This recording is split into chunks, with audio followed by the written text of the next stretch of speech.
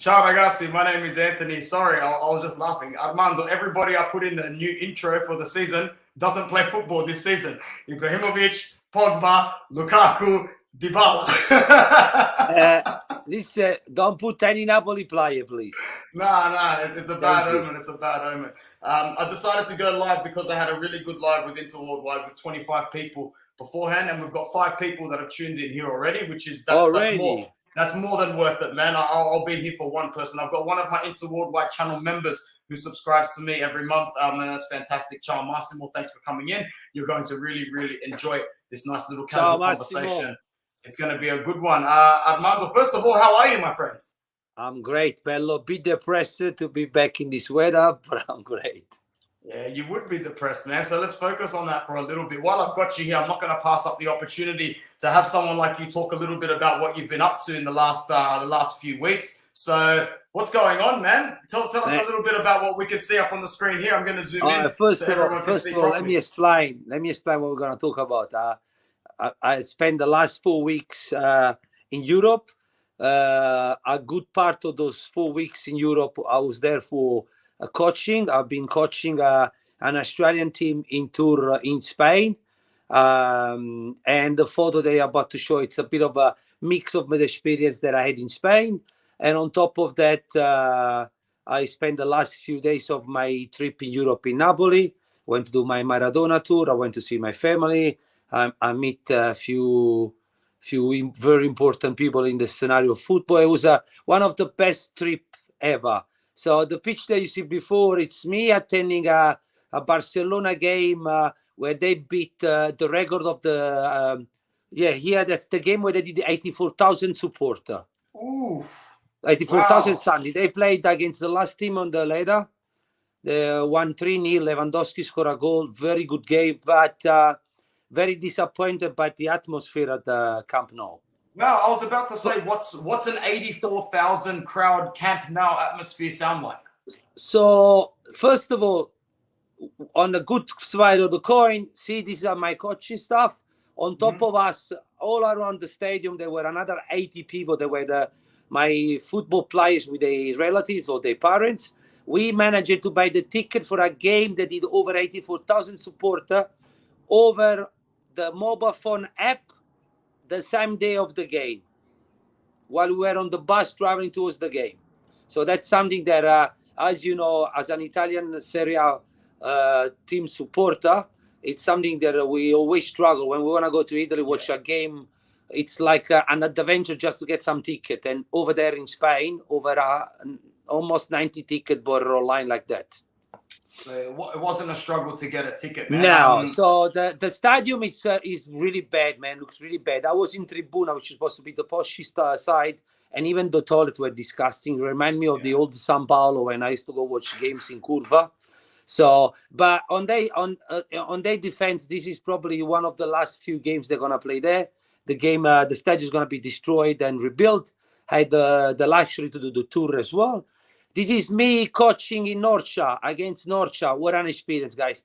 If you have time, go Google Norcia and you see the football complex. They have a limited number of small side synthetic pitch. They have a beautiful 15,000 seat open stadium.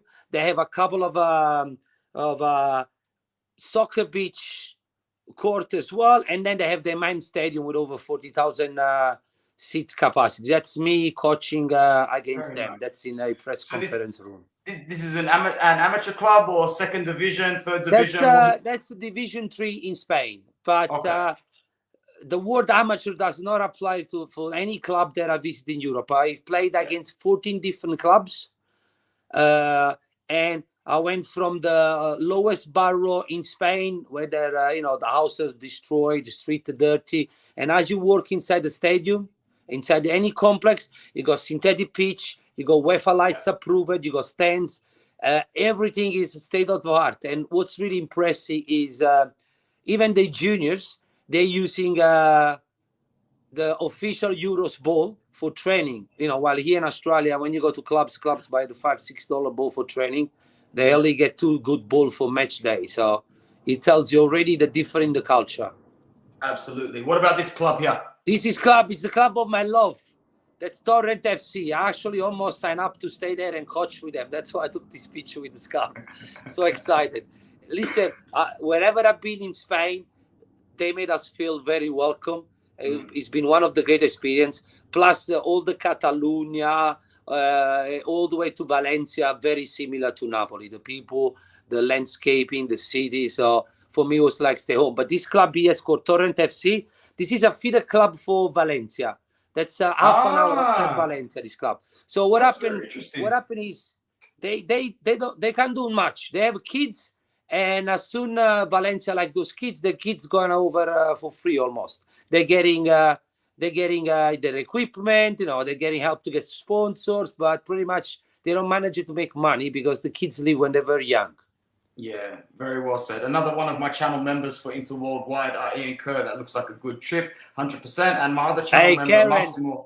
Yeah. I didn't want to flog the episode today because I got over 100 for the video. But if you wanna go check out my Instagram, I posted some very cool video of the visit at the Bernabeu and at the Camp Nou. There's a lots of other cool stuff outside behind the scene of a football tournament. So before you answer Massimo's question, and I can see that you just subscribed to Football Worldwide as well, Massimo, thank you very much. What's the better stadium, the Bernabeu or the Camp Nou? Because I visited the Camp Nou myself in 2013. I didn't watch a game, I just visited the stadium, but it was old, I remember. What's nicer, the Bernabeu or the Camp Nou?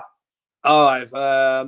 First of all, thanks, Massimo, for, signing up with us, and I'll answer your question later on. It's hard to say because when I went to the Bernabeu, I only saw 1/3 of the Bernabeu because it was getting rebuilt. Okay. And while the Camp Nou is about to get demolished. To be honest, for what I saw at the Bernabeu looks way more impressive. It looks more closer. It looks like you're almost on the pitch. While the Camp Nou, especially when you go to the third row, you see this little cage behind one of the goal, which is the supporter, away supporter are sitting. I don't even know if it's worth it to be there because you can hardly see if you're that high. I was lucky because I was in Tribuna next to, the wives and the president and everybody. But nice. I was looking around, and if you're really high, top row, I don't think you can see much. While the Bernabeu gave me that impression to be like almost like a Colosseum, straight. It did not feel like going that much in open space. And to answer Massimo's question, where do you coach at the moment, man? I coach. I'm the head of the Blue Developer Juniors program at Moreland City. I'm also the head coach of a Real Football Institute. So this trip was done with the Real Football Institute, where I took 2 teams in tour. Answer your first question, Anthony. The atmosphere at the Camp Nou, depressing, man. I didn't even have time to film anyone singing because every time Barcelona was scoring, they singing like for 3 or 5 seconds. Time to get the mobile phone out, and they all sit down. And you could tell there is a very tourist kind of fan base. It's a tourist club. I was about to say tourist club. They don't even know the club song. When the club song was going on, I was singing with them the same way. Barcelona, Barca, Barca, Barca, Barca. But the rest of the song, 2/3 of the stadium was not singing it. So weird atmosphere.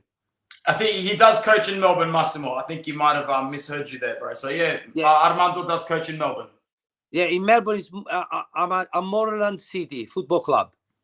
Beautiful. Is this the Bernabeu? This is the Real Madrid trophy room? Not offense to anyone watching us, but in this trip, I think I saw more Champions League myself, the whole Serie A put together. Those are not Champions League, but I love this cabinet because everybody was lining up in front of the Champions League and no one was looking at those. So it was a perfect time to take a photo.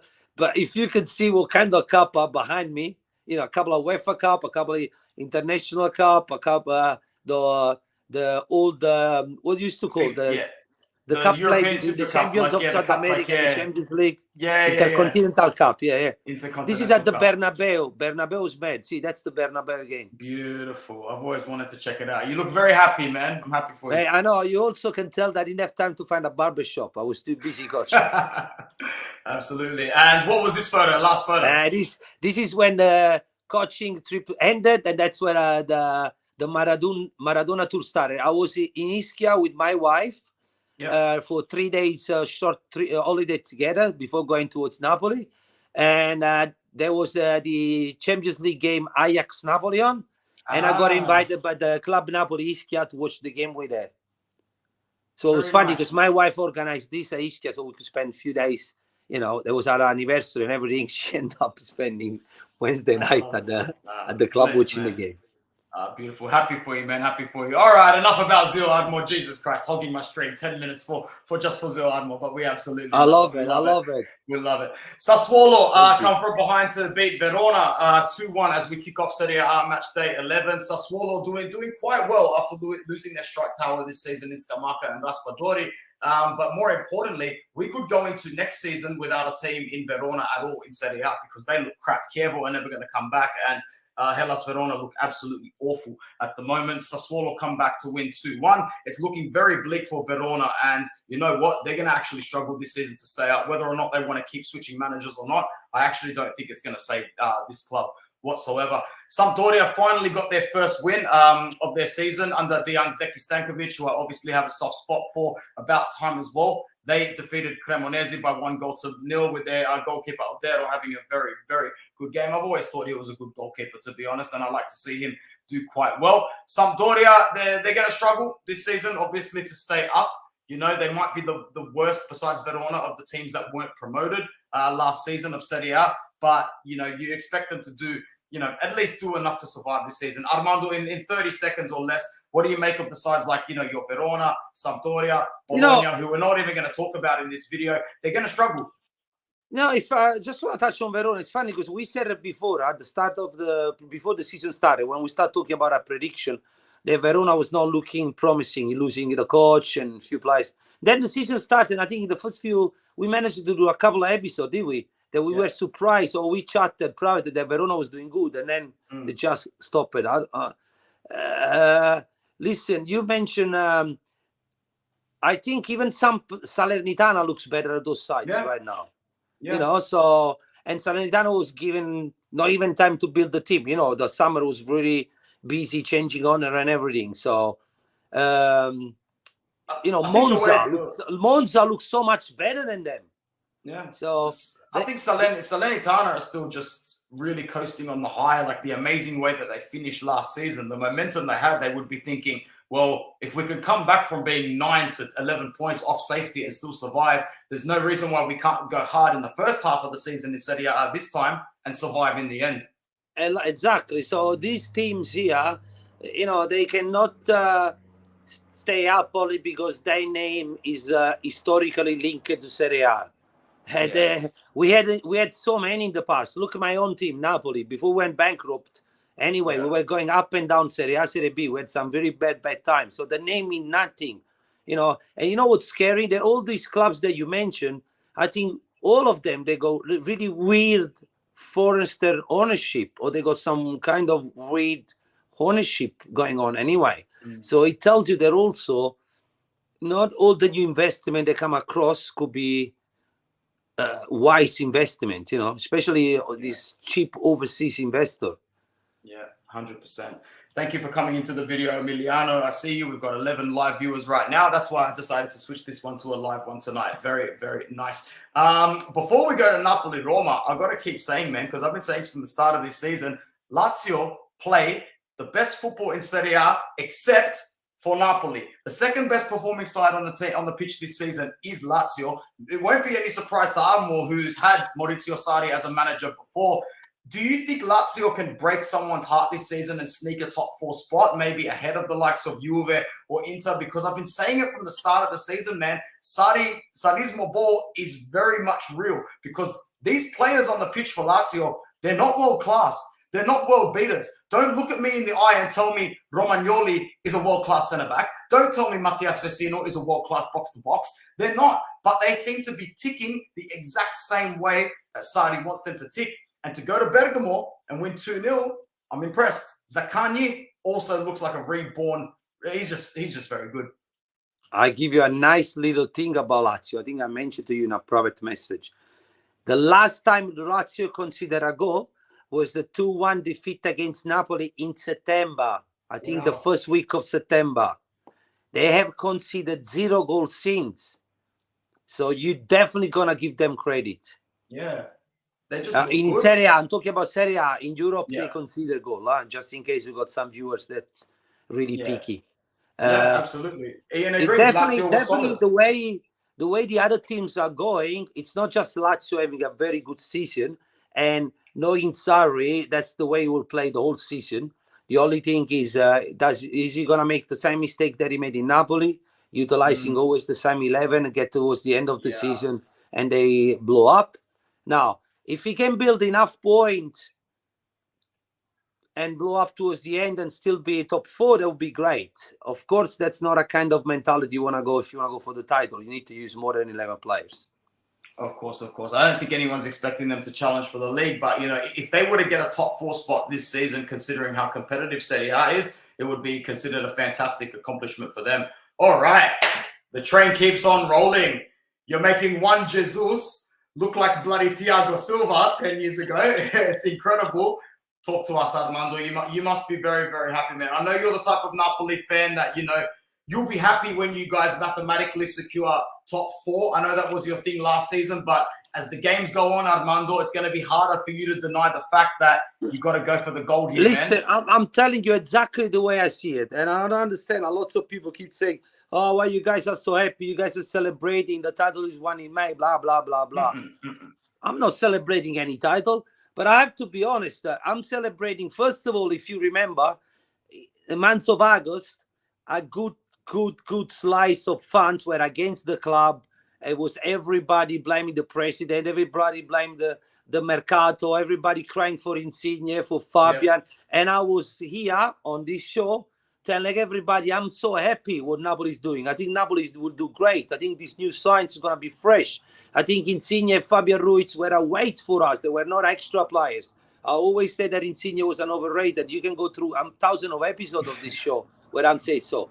So what I'm happy about, again that football proved that only few people understand football. A lot of people like to talk about.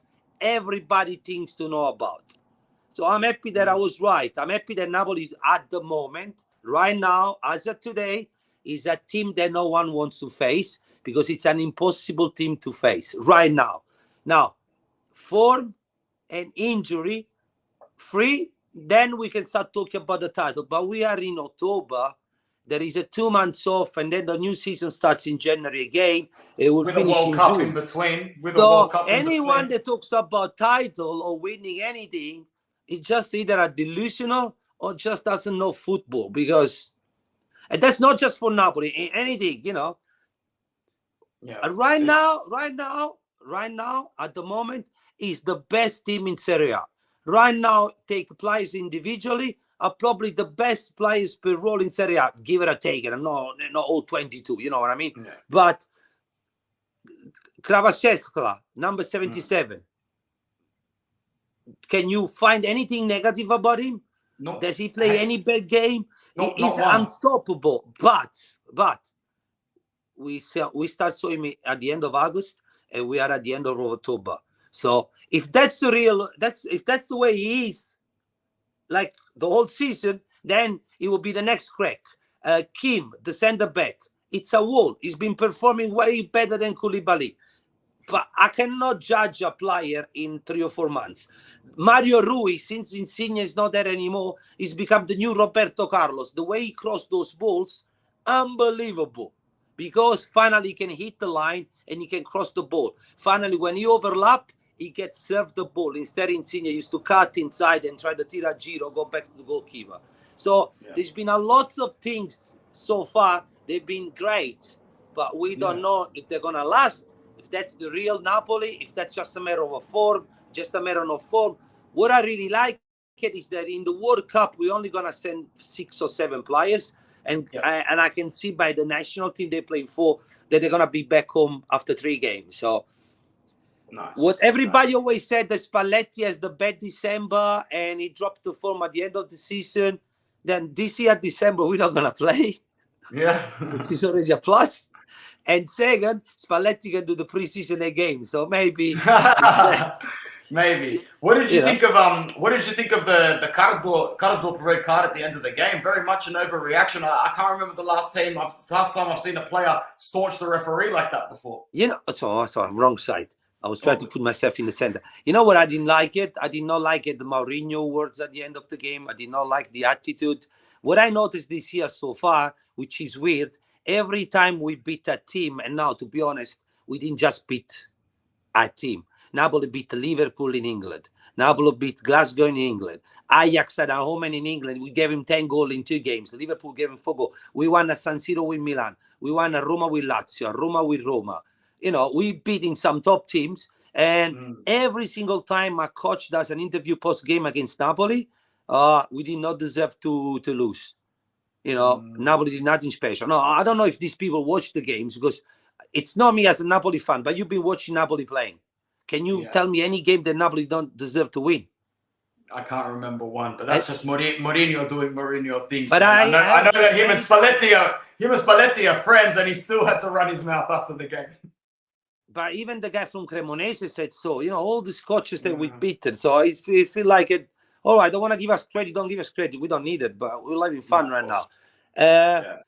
Look, you know, this game was exactly a proving game of what I was saying before. Right now, Napoli is a team that you cannot face it because it doesn't matter what you try to do. See, he blocked us. They parked the bus, ultra defensive. Napoli always struggle against team that ultra defensive. Remember the last year and the year before? Yeah. But this year we got such a variety of players. Yeah. And it's not just 1 or 2 players that can make the difference. Because last year we had Mertens, but if Mertens was off, we didn't have anyone. Right now, we have Osimhen, we have Cravacella, we have Lozano, even Politano. Then on the bench, you have Simeone, my little boy. He's making me really proud. And you remember, once again, I've always been a big fan of Simeone, even when it was at Verona or Cagliari. You know, Raspadori, which is for me, it shocked me because I was not a big fan, if you remember that too. You know, then Lobotka. Anybody can make a difference in this Napoli right now. So once again, it's all come down to the form. We keep this form. I don't think it's going to be any discussion coming 6-7 months' times. Yeah, well said, man. And we look forward to having that discussion with you when it rolls around. The other impressive team in Serie A, no doubtedly, is Milan. We're all still very impressed at the fact that they were able to sort of win the Scudetto last season in silence. That's what I call it. They worked very, very hard in the background. And, you know, Brahim Diaz is playing like a number 10. Should play. He carries the ball exceptionally well, ball close to the feet, makes decisions at the exact right millisecond when he sees the defender make a move. Brahim Diaz, I think, is a very, very good player. Armando, would you say besides Napoli, Milan are playing the best football in Serie A, and do you expect them to pretty much lead the way until the end of the season? And I wanted to ask you another side question as well. Rafael Leao hasn't signed a contract extension yet. Do you think he's the next big man to walk away from Serie A for a bigger contract? Yeah, that's a lots of things to remember to answer. No, Diaz has been playing really well. I watched a few games, including the one against Napoli. Milan did, you know, we said it last year, at the end of the day, they deserve it because they were the constant one. They were the one that believed it, and they were the clean one mentally. Also, it was Pioli second here. Yeah. Conte won his Scudetto after 2 years at Inter, correct? Yep. Yeah. So this is Spalletti second year at Napoli. Let's hope so. No, jokes aside, none of us give credit to them at the start of the season, and they end up winning the title, and they deserve it to win the title. Let's see this year. This year it's up to them to confirm. They are a really team full of potential champions, so they won because they were the best side. Or if this year they don't finish top 2, that means you know, it was like when Italy won Euro or when Manchester won the Premier League, just a one-off. I truly believe they will be fighting for the title until the end. I got this view about Milan. Lots of other people think that there was a one-off. Time will tell. The only thing I don't like about Milan is the attacking line. They don't have a proper forward. They're very heavily reliant on Rafael Leao's brilliance on the left-hand side to beat the defender, cut in, and either provide the assist or make the finish, which is very good at. Exactly. So, And I don't know what happened with Ibra, if he end up retiring or not. I lost track of him. He's just Giroud's been great, but he's got his age. How many games can he play? So this is on the question mark ago. But this is where the question mark everybody had last year. They end up winning, so I can't see why not doing it again. Yeah. Well, remember, it's a weird season this season. It's breaking 2 halves. Now, last question was about Leao. Guys, I don't understand how many times I'm going to repeat this. The market is finished. It's changed. You will see 90% of the player leaving on a free transfer. No one will sign renewal anymore because at the end of the 5 years contract, they're going to go away and get paid double. And the manager is going to get a big bonus. So a club, instead to spend $100 million to buy Leao, will spend 50 because we give 40 to him, 10 a year for 4 years, and 10 to the manager. Still save 50. I'm saying numbers just to give you an example. So don't blame. I'm worried the same. I'm worried the same thing's going to happen with Inter and Skriniar when it comes down to renewal. But Anthony, the worst thing is the fans. I blame the club. The club could have done. No, we don't know. Maybe AC Milan has been trying to offer him a renewal for the last 6 months, and he doesn't sign. He doesn't like it. Doesn't accept it. What are they gonna do? You cannot force supply. When people say, they should have think about before. When? Yeah. You still got somebody on 5 years contract. You're gonna start talking about renewal after 3 years, 2 years and a half. Plus, don't forget that Leao, until the start of last season, it was a question mark. A lot of Milan fans didn't even want him. Yeah, you're right. So why is Milan supposed to give him a renewal last year? It just exploded in the last season and brought AC Milan to win Scudetto. So it's not like Leao has been Leao for the last 5 years and AC Milan has been wasting times. What are they gonna do? They, but that's gonna be the same for everyone. 100%. Let's talk a little bit about Juve. 4 goals against Empoli, but Juve have got a fair few players in their team that look to be playing for either contract extensions or for sales away. One being McKennie, the other one being Rabiot. I'm not convinced that Allegri can turn this ship around. I thought he would have turned it around in the first season. The more that I see them grind out results against smaller opposition, the more that I think that they are just destined to have another very average season. And there's also the news that broke this morning that the Turin prosecutor has confirmed that 16 Juventus directors are under investigation for false accounting and false communications to the market, including Nedved and Arrivabene. Let's just keep it at football, though, for now, because we could go on about everything else for a while. How do you see them picking up form towards the rest of Serie A, considering that, I don't want to say it too early, but, they need to beat Benfica in Portugal tomorrow to survive in Champions League, let alone go through to the next round. They might be playing Europa League football for the rest of this season. Maybe they just want to focus on Italy. First of all, I put them as a top 3 or top 2 at the start of the season when we did the prediction. Anyway, I said because of their mercato, the Di Maria, Pogba. Yeah, so I was, and also because I gave a lot of credit to Allegri. If you remember, I was hoping that Allegri would sign up with Napoli before Spalletti, and I'm happy that I was wrong. Allegri's become a big disappointment, like Mourinho. Those kind of coaches, they want to live on what they did in the past. They don't want a renewal. Football has changed. Football is not about kicking long ball to the number 9 anymore, ultra defending, countering attack. Football is about direct ball, quick transition, attack, pressure, numbers in the penalty box, and ugly football does not work anymore. I watched 3 games of Juventus. One while I was in Europe was easy. It was a good time to watch lots of games. I watched the derby. The derby. I think they end up winning anyway. 1-0 to and I watched another cup, and I watched a couple of draw, I think. And I'm telling you, every time I watch a Juve game, it's the ugliest game that I watched so far. Ugly. Like, if I was a Juve fan, I would try. I would not go to watch games anymore. It was so bad, so boring. Those lateral ball, back and forth, no ideas. It didn't really show anything that the coach have given to them. Still, looking at Serie A, I still don't cut them out. At the end of the day, they're 10 points behind the first spot, but only 3 points behind Roma, correct? Yeah, I think so. It's very tight. It's still very tight. It's tight. And Juventus got the names. the story, the capacity to come back. So I would not, once again, with such a big break, what Juventus did really bad, now it's easy to say, it's going with all these old players that end up being prone injury. I think Di Maria is milking it. He's using Juventus to get to the World Cup. I don't even know if Juventus is going to have Di Maria when he come back from the World Cup, because, I'm a big Di Maria fan. When I sign up with Juventus, I said, that's a gun. It's going to make a difference.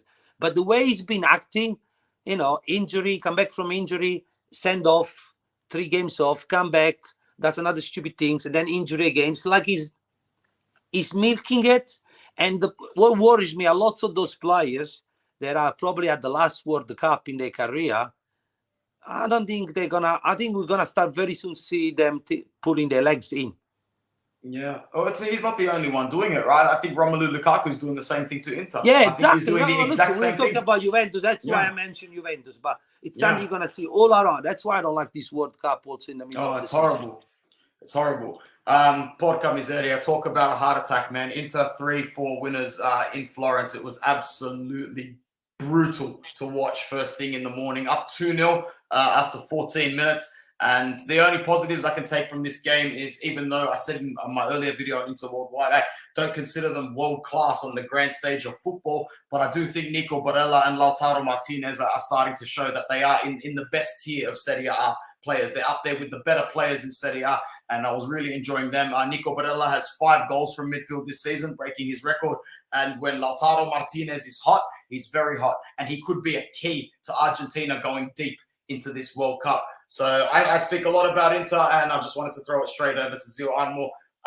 What do you think of us, sort of making a little bit of a better run in the last maybe 4 to 6 weeks that we were before? And do you think Inter can stay competitive towards the end of the season? And more importantly, my bro, if I can ask one more question, we've got a chance to make it through the group of death in the Champions League this week at the expense of Barcelona, because I'm sure, as you know, we got the better of them over 2 legs, which was nice to see. Anthony, you have to, because that takes Barcelona away from the chance to Napoli to face Barcelona. Because, as you know, we already qualified for the first time in history. And we know that Napoli and Barcelona, if they're in the same pot together, it's like a magnet, Exactly. Napoli, so, please. And we normally end up losing, even if we play with the worst Barcelona of the century. On that day, against us, they go back to the Guardiola style. So please get rid of them, guys. I think all the Italian teams that are in Champions League and I got chance to qualify should hope for Inter to kick out Barcelona. That way, you don't get Inter, you don't get Barcelona, which is a good thing. I know you like Argentina. What do you think about Lautaro? Yeah, I was going to ask you. I don't understand Lautaro Martinez. He tricks me too many times. Every time he almost convinced me that he's the man of the deal, he disappears. I don't Join the club, bro. Join the whole fan base. I 1 month ago, Lautaro Martinez, another flock again. But now, is he doing it because he wants a spot in the national team? Let's hope so, because I don't want Simeone to go to the World Cup. So we need him to go. No, listen, I think reality on Martinez is probably that's the way he is. When he's on fire, it's unstoppable. But he goes missing for a small time here, small time there. It's something that happens so often that probably that's what he is. He is that way. Nothing wrong. At least he's going to come back. When he go flat, you just need to wait until he goes on fire again. Barella, I also use the same discussion that we see with the players. They pull their legs back. If you notice, most of the Italian players, they're doing very good. They got no World Cup. They got not thinking about anything. They go full on. And they also know that in 4 weeks, they can go in holiday, they can recharge. So they can give all they want. Yeah. Think about mentally, this break in the middle for players that are going to go and players that are not going to go. You put yourself in both shoes. Try, and you will see yourself already with different motivation. Yeah. What about the last question for Inter? Bruno says, will new owners at Inter change your perspective on the prospects, seeing as though we've been shackled by, the Chinese ensuing ownership for a long time? I didn't want to touch outside field things with Juventus, with Inter, but now that you ask, listen, once again, who's going to come in? what's his intention? You know, who The knows? grass isn't always greener on the other side, is it? We just mentioned those clubs. They went from Sampdoria went from Ferrero to the Americans, and they're gonna. And Ferrero was one of the worst presidents a club could ever. You know what I mean? Yeah. But we're still thinking keeping them in Serie A. So I don't know. I'm glad that I got De Laurentiis. I got accused in summer that I was pro De Laurentiis. I'll be always pro somebody that's is managing to take a club like Napoli with almost zero profit and be also auto-sustainable. You know, at the end of the day, we've been up there all the time. Yeah, I like what Bruno says here. Will the World Cup create a spending frenzy in Europe? I think it will, and I kept this slide up for a reason. Like, the World Cup is where you get the real inflation for the players, and it might be the last time ever, as Armando's alluding to, that players might go for a transfer fee. It's a very lucky coincidence that the World Cup comes at a time where players are running down their contracts and the whole dynamics of the mercato and the transfer market are changing overseas. This might be the last dig at clubs buying players. You know, it's the sort of World Cup where, let's say Lautaro Martinez scores 3 or 4 goals for Argentina and hugs Messi 3 times. His market value is now 100 million at the end of the market, and Inter might want to cash in. You know, we've all seen the prices that players go for after the World Cup. It's stupid. Do you think that the World Cup will create a spending frenzy in Europe this time around? Put this way, you know, you said Lautaro Martinez. Let's go back to what's his name from AC Milan? Mannaggia. The one. Well, let's just Leao. Sorry, yeah. I had a brain freeze. Let's say Leao. I think Leao's got after this season 1 more season with Milan. Okay. Or any players in those conditions, they had 1 year and a half left, and a club comes and splash you some money. You're gonna sell it because otherwise you're losing for free. So I don't know.